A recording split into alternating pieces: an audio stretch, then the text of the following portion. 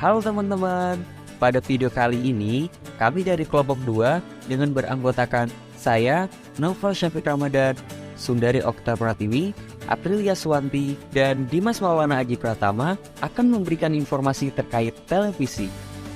Bagaimana proses-proses yang terdapat di dalam program jurnalistik, salah satunya adalah penyiaran berita televisi.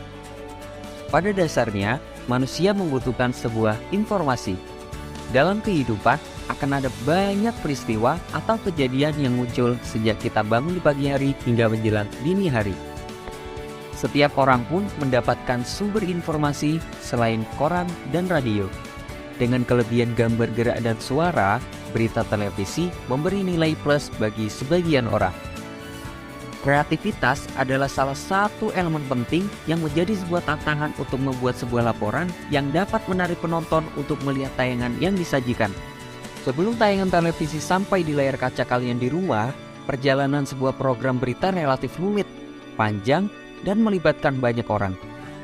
Prosesnya yang panjang membuat pemantauan di setiap tahapan menjadi hal yang wajib dan penting oleh penanggung jawab program.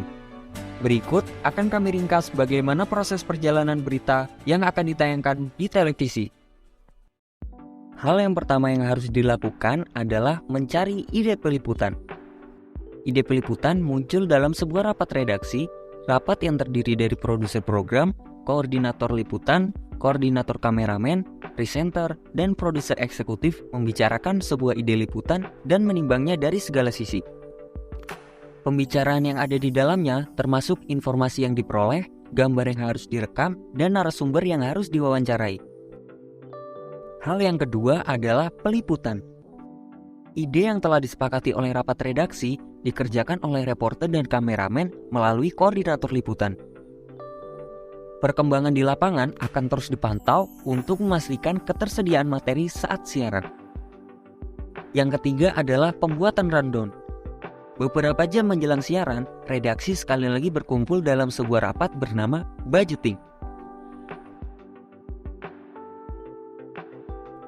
Koordinator liputan menyampaikan perolehan berita kepada produser program yang kemudian menyusunnya dalam sebuah rundown acara. Setelah rapat budgeting selesai, rapat dilakukan sekali lagi guna mengevaluasi urgensi berita yang akan ditayangkan. Selain melihat kesesuaian dengan perintah rapat redaksi di awal, juga menyinkronkannya data dengan situasi terkini. Yang keempat adalah pembuatan naskah. Setelah rundown disetujui, reporter yang beritanya akan ditayangkan segera menyiapkan naskah. Dalam proses ini, reporter harus mempertimbangkan ketersediaan gambar yang akan mendukung laporannya. Selain itu, reporter perlu memastikan cuplikan wawancaranya agar sesuai dengan laporannya. Setelah laporan selesai, produser akan memeriksanya, baik dari segi isi maupun bahasa. Bahasa Indonesia yang baik dan benar adalah dasar penulisan naskah. Penggunaan tata bahasa atau istilah yang keliru dapat menyebabkan perbedaan arti. Dan proses yang terakhir adalah penyuntingan gambar. Naskah yang telah melewati proses editing kemudian berlanjut ke ruang penyuntingan gambar. Editor adalah penanggung jawab proses pemanduan naskah dan gambar. Dalam tahap ini juga, segala aspek teknis gambar yang akan hadir ke depan penonton diperhitungkan.